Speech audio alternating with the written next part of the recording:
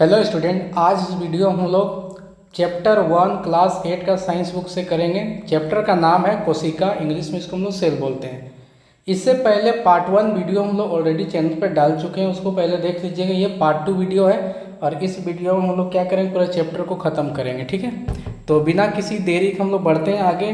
Last time जहाँ पर पढ़े थे वहाँ से हम लोग आगे पढ़ना स्टार्ट करेंगे। ठीक है, तो हम लोग पढ़ चुके थे पेज नंबर 4 तक, तो यहाँ तक हम लोग पढ़ चुके हैं। ये अमीबा आपको दिख रहा होगा। अमीबा इस तरीके का होता है। ठीक है, ये एकल जीव का एक उदाहरण है, एक कोशिका वाला जीव का एक उदाहरण है अमीबा। ठीक है, आगे हम लोग और अमीबा के बारे में जानेंगे। तो हम लोग बढ़ते हैं पेज नंबर 5 पे।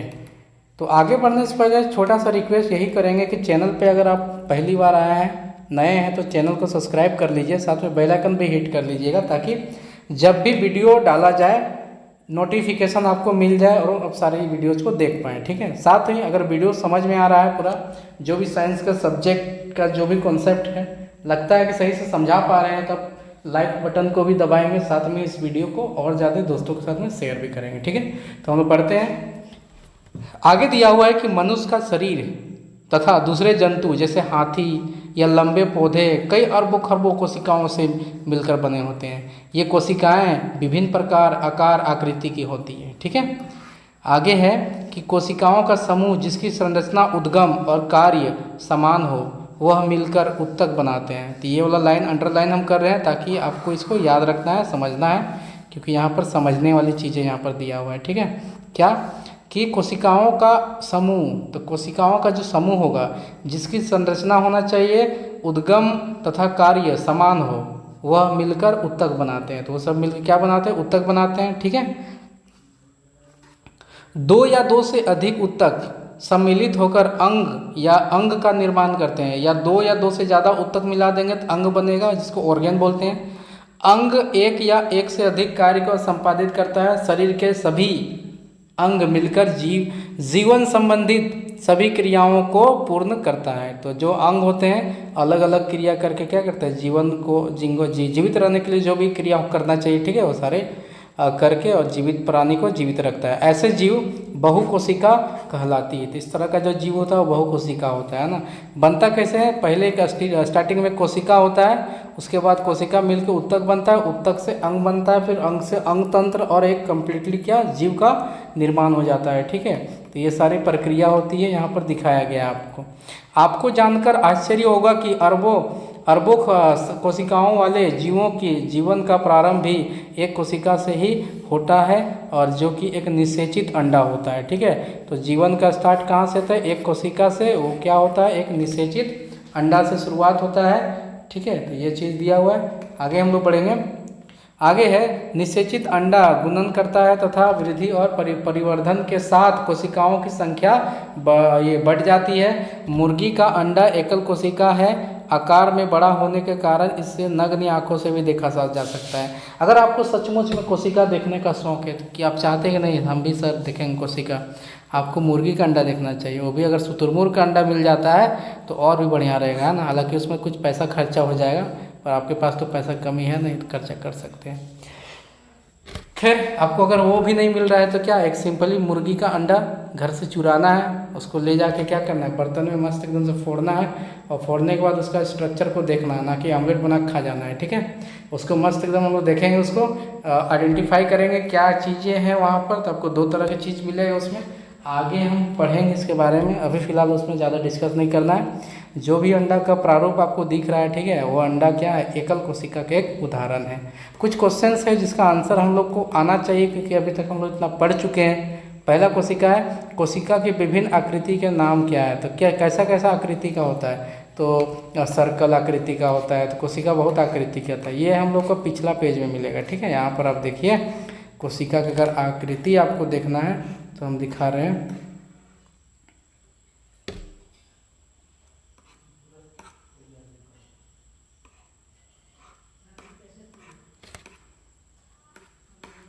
यहाँ पर दिया हुआ है। ठीक है, तो कोशिका का आकृति क्या क्या है, यहाँ से आप देख सकते हैं, यहाँ तक लिख सकते हैं। गोलाकार हो सकता है, चौकोर, बहुभुज, अंडाकार, अनियमित आकार का हो सकता है। तो ये आंसर हो जाएगा पहला का। आगे बढ़ते हैं, हम लोग नेक्स्ट क्वेश्चन खोजते हैं। दूसरा क्वेश्चन है कि कोशिकाई जीव का उदाहरण दीजिए। तो कोशिकाएं, एक कोशिका हो गई है ना, एक सेकेंड बोल रहे एक कोशिका जीव का उदाहरण दीजिए, तो इसमें हम लोग लिख सकते हैं अमीबा। अमीबा एक कोशिका का उदाहरण है। उत्तक किसे कहते हैं, तो बताए थे उत्तक किसे कहते हैं, यहीं पर आपको मिल जाएगा। ठीक है, उत्तक किसे कहते हैं, उत्तक के लिए हम लोग यहाँ जाना होगा। ठीक है, देखिए ये कोशिकाओं का समूह जिसकी संरचना, उद्गम और कार्य समान हो, वह मिलकर उत्तक बनाता है। ठीक है, वो मिलकर क्या बनाता है, उत्तक बनाता है। नहीं दिख रहा है, दिखेगा अभी, है ना, एक सेकेंड दिखेगा आपको, ये देखिए, वो मिलकर क्या बनाता है, उत्तक बनाता है। तो यहाँ तक हम लोग का आंसर हो जाएगा। नेक्स्ट क्वेश्चन है, मानव शरीर की सबसे लंबी कोशिका कौन सी होती है। बताया था ना, मानव शरीर की सबसे लंबी कोशिका कौन सी होती है।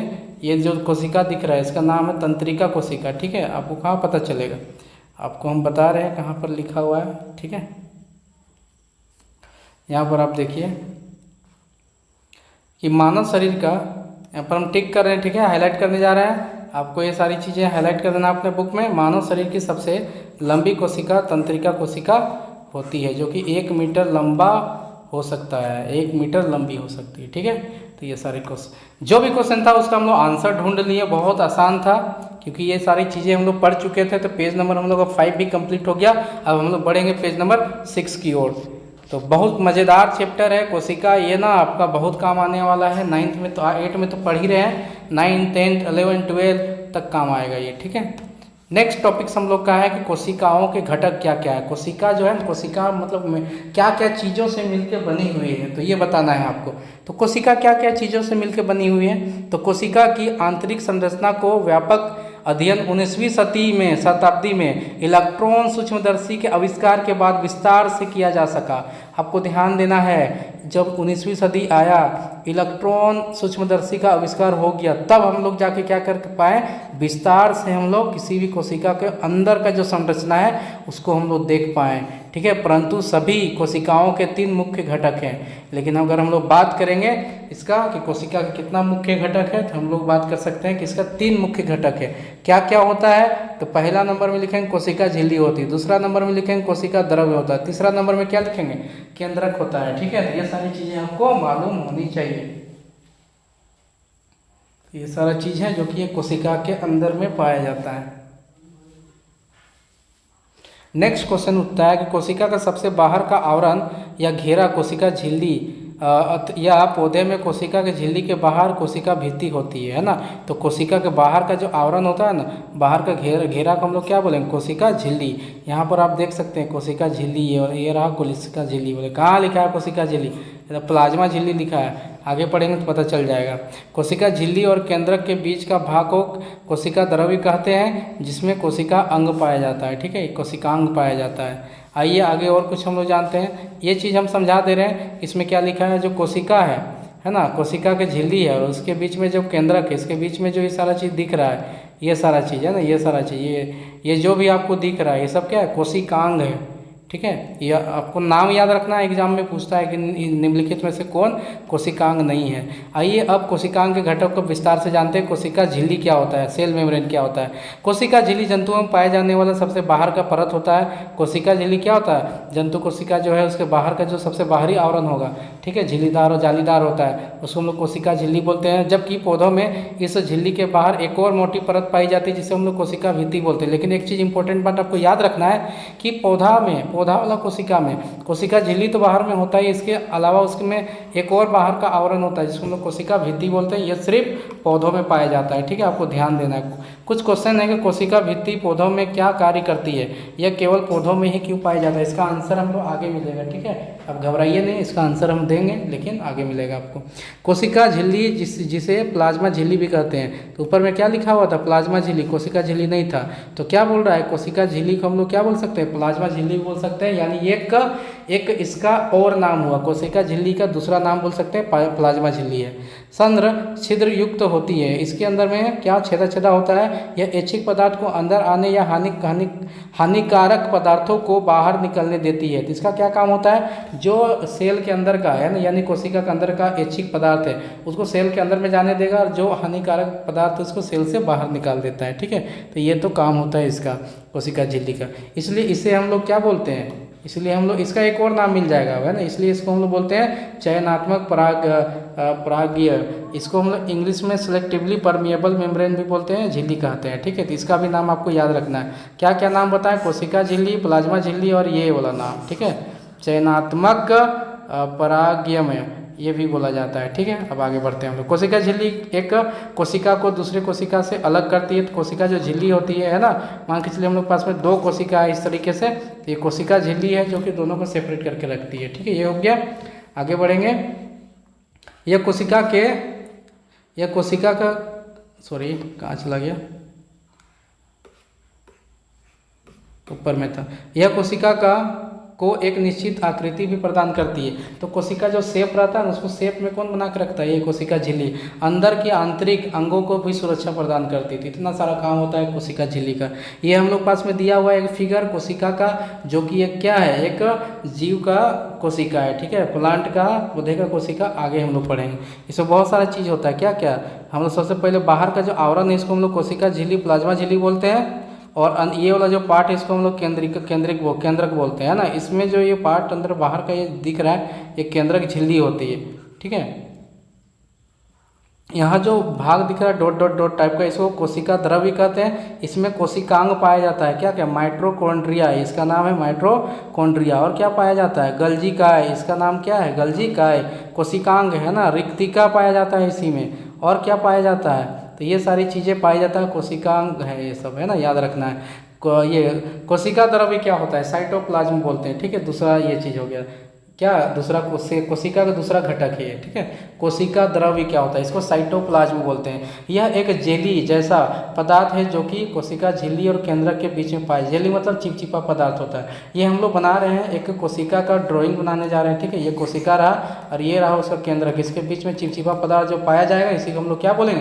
कोशिका द्रव्य बोलेंगे, ठीक है। चिपचिपा टाइप का होता है ये ना, दानेदार, अर्ध तरल मतलब आधा गीला आधा सूखा इस टाइप का रहेगा, और अर्ध पारदर्शक होता है, जिसमें विभिन्न प्रकार के कोशिकांग पाए जाते हैं। जैसे कि क्या क्या कोशिकांग पाए जाते हैं? क्वेश्चन पूछा जाएगा, है ना, कि ये क्या बोलेंगे कि कोशिका के अंदर में कौन कौन सा कोशिकांग पाए जाते हैं। तो इस समय आपको आंसर करने में सहूलियत होगी, ठीक है। क्या क्या पाया जाता है?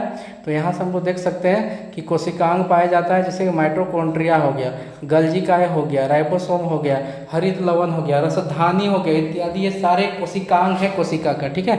इसको आपको याद रखना है अच्छे तरीके से, भूलना नहीं है। अब हम लोग आगे तीसरा नंबर पढ़ेंगे कोशिका का क्या है? मुख्य घटक में तीसरा चीज़ है केंद्रक, सबसे इंपॉर्टेंट चीज़ है। इसको न्यूक्लियस इंग्लिश में बोलते हैं। यह कोशिका का सजीव घटक है जो कि प्राय कोशिका के मध्य स्थित होता है। ये जिंदा पार्ट होता है कोशिका का, ठीक है।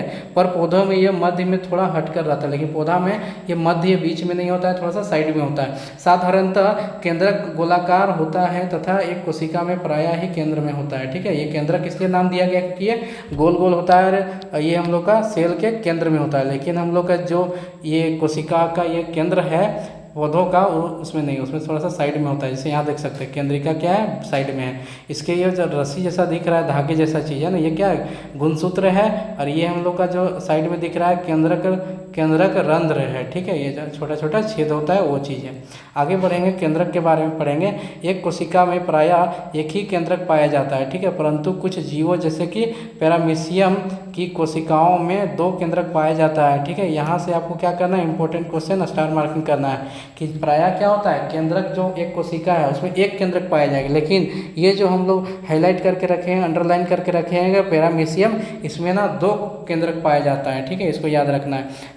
राइजोपस कवक में अनेक केंद्रक पाए जाते हैं। इसमें राइजोपस कवक जिसको हिंदी में बोलते हैं, उसमें क्या है कि इसमें बहुत सारे केंद्रक पाए जाते हैं, ठीक है। प्रायः स्तनधारी जीवों जैसे मानव के लाल रक्त कोशिका आरबीसी में केंद्रक अनुपस्थित होता है, पर ऊंट के लाल रंग कोशिका में केंद्रक पाया जाता है। बोला आदमी का जो लाल रक्त केंद्रक कोशिका मतलब लाल रक्त है, ठीक है, कोशिका, उसमें ना केंद्रक नहीं पाया जाता है, लेकिन ऊंट का रक्त में क्या है? ये केंद्रक कोशिका पाया जाता है।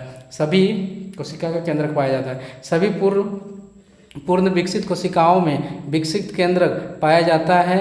और ये किस में पाया जाता है? आदमियों में पाया जाता है। हमको तो लग रहा है कहीं पर छूट गया क्या, हम लोग देख लेते हैं थोड़ा सा।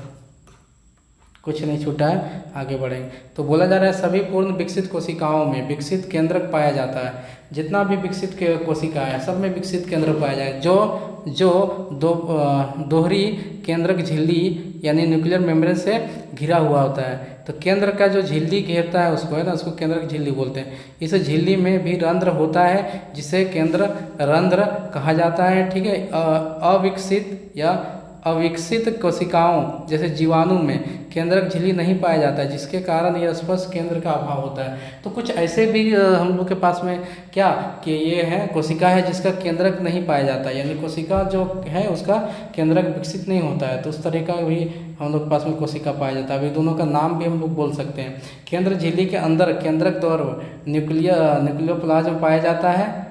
तो केंद्र झिल्ली के अंदर में पाया जाने वाला है केंद्र रंध्र के द्वारा, केंद्रकों द्वारा तथा कोशिका द्रव के बीच विभिन्न पदार्थों का आदान प्रदान होता है जिसे यह नियंत्रित करता है। कोशिका द्रव तथा केंद्र के रंध्रों से निकलकर केंद्रक द्रव कोशिका द्रव में मिल जाता है, जिसे सम्मिलित रूप से जीव द्रव प्रोटोप्लाज्म कहते हैं, ठीक है। अच्छा, ये पूछ सकता है कि जीव द्रव मतलब आप क्या समझते हैं, तो यहाँ से हम बता सकते हैं कि कोशिका द्रव और केंद्रक रंध्रों के ये जो कोशिका द्रव हो गया और केंद्र के रंध्रों से निकलकर केंद्र द्रव हो गया, कोशिका द्रव हो गया में जो मिल जाता है, ठीक है, जिसे सम्मिलित रूप से इसको मिला देंगे तो क्या हो जाएगा, ये जीव द्रव कहलाएगा, प्रोटोप्लाज्म कहते हैं, ठीक है। जीव द्रव को जीवन की भौतिक आधार भी कहा जाता है क्योंकि जीवन की सारी क्रियाएं इसी पर निर्भर करती है, ठीक है। यहाँ तक हम लोग पढ़ लिए। उसके बाद कुछ क्वेश्चन है, इसका आंसर करने के बाद हम लोग इसको यहीं पर छोड़ेंगे क्योंकि अभी बहुत ही ज़्यादा गर्मी लग रहा है, ठीक है।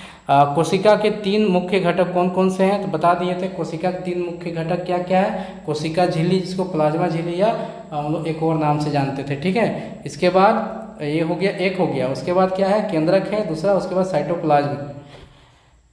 इसके बाद है पौधे में पाए जाने वाले सबसे बाहरी परत का नाम क्या है, तो उसको कोशिका भित्ति बोलते हैं। कोशिका द्रव्य में पाए जाने वाले कोशिकांग के नाम क्या क्या है, तो बता चुके हैं कि कोशिकांग क्या क्या पाया जाता है, ठीक है। बोले थे ना कि आपसे क्वेश्चन पूछा जाएगा, क्या क्या नाम बताना है, जल्दी बताइए आप लोग।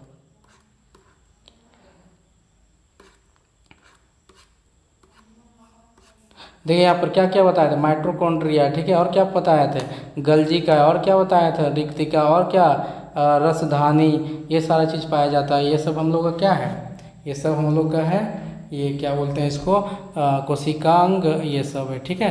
तो हम लोग जो क्वेश्चन यहाँ पर पूछा जा रहा है ना, ये जो क्वेश्चन पूछा जा रहा था हम लोग का यहाँ तक, यहाँ पर नहीं है, ठीक है। यहाँ तक, सॉरी कहाँ चला गया क्वेश्चन, ये रहा रेड कलर में, ठीक है। तो हम लोग यहाँ तक आज इस वीडियो में हम लोग कंप्लीट कर लिए हैं। हम लोग इसी तरह का वीडियो लाते रहेंगे, ठीक है, चाहे गर्मी रहे, ठंडा रहे, बरसात रहे। बट आपको क्या करना है, चैनल को सब्सक्राइब करना है, दोस्तों के साथ में शेयर करना है, ठीक है। और वीडियो पसंद आ रहा है तो लाइक बटन दबा